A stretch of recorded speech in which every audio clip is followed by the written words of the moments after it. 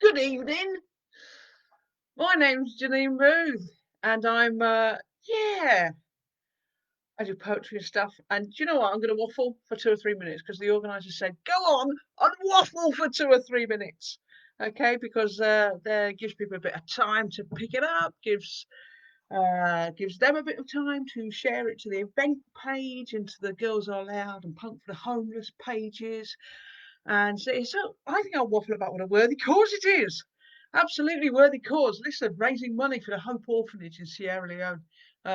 Very deserving of your solidarity and your cash.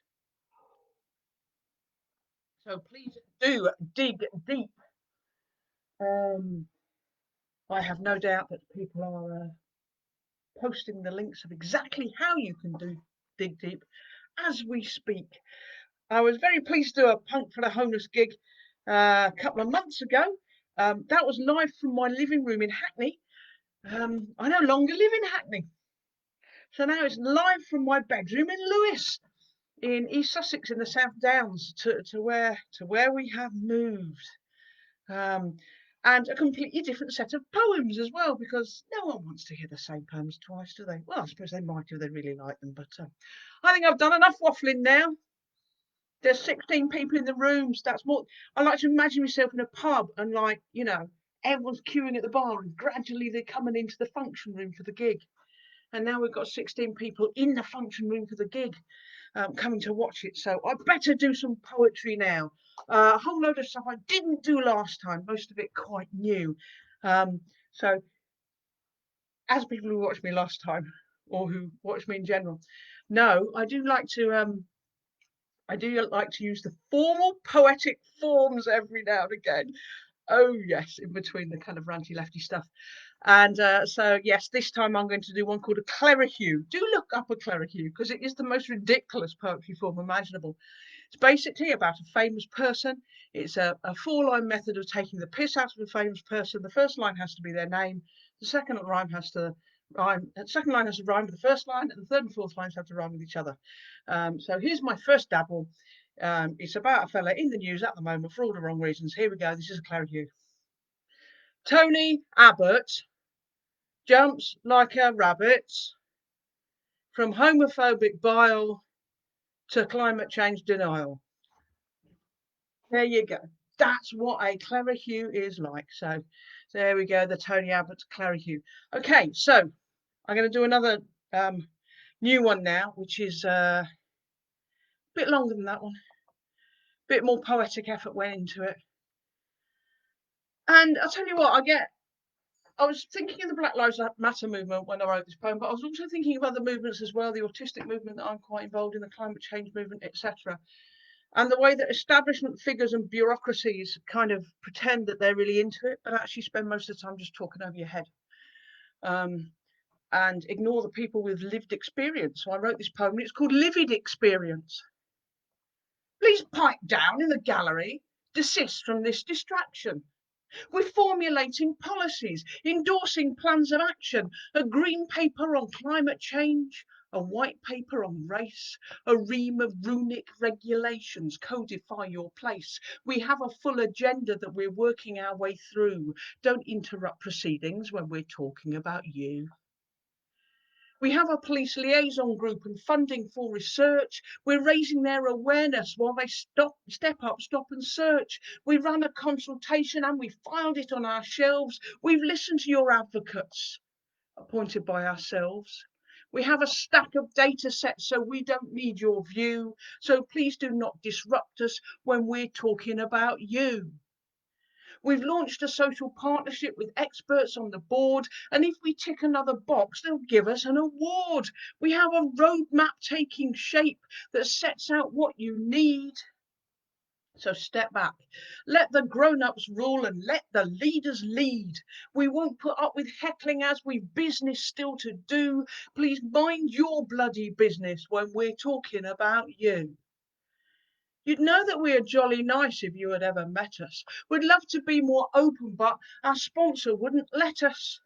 You think your lived experience gives you some sort of right, but we won this commission, see? It's here in black and white. You know a life of struggle, you're the many, we're the few, but we'll work out the answers as we're talking about you. Now please fill in your feedback form and forward for review. We might flick through it when we've finished talking about you.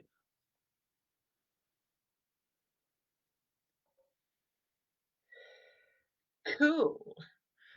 Lovely jubbly. Right. Where are we?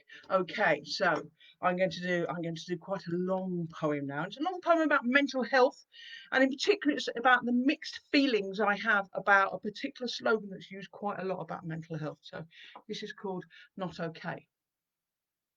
I saw a poster the other day saying it's okay to be not okay. I was sitting in a waiting room while others sit or just exist on a waiting list for months or years, growing trauma, worsening fears, not serious enough to jump the queue or get what's good for you.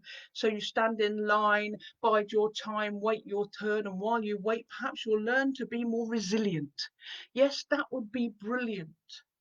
Parity of esteem in your dreams, the stuff of inspiration, memes, buzzwords, fuzzwords, nothing does words. Set targets, trust the market. It will decide and it will provide for those who can pay. So is it okay for the poster to say that it's okay to be not okay?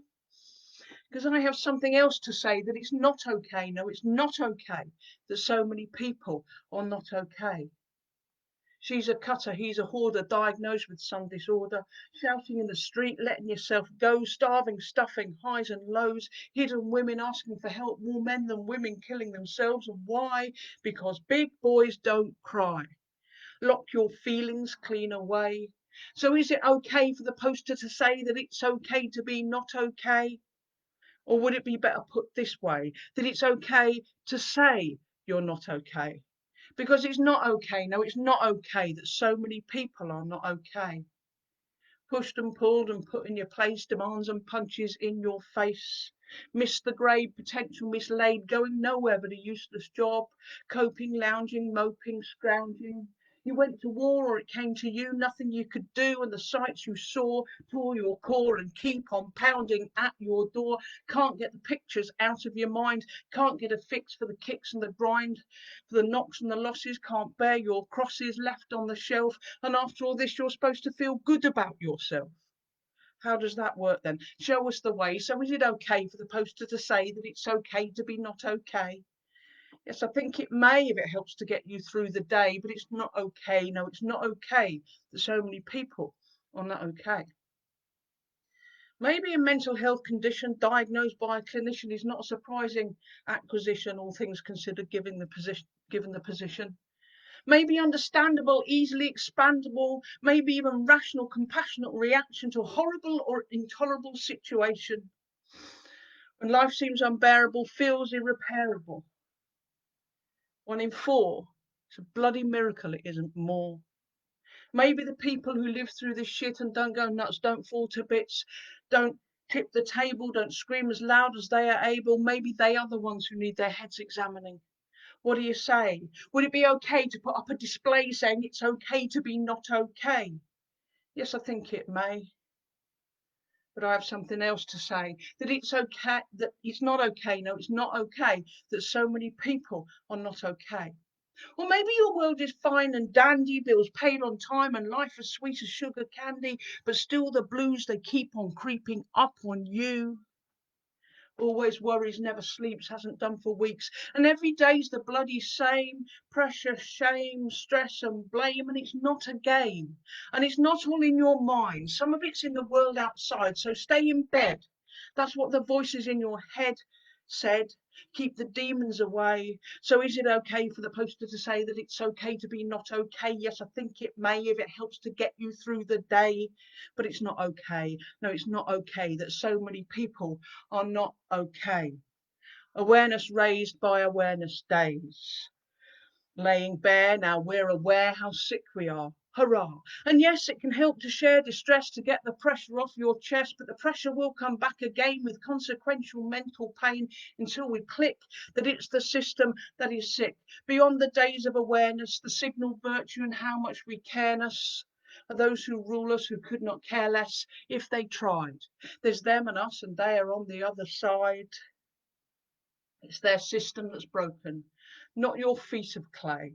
So it is okay for us to say we want the pressure off today, for debt and worry to be taken away, to get support without delay, to have time to play. Because it's not okay. No, it's not okay that so many people are not okay.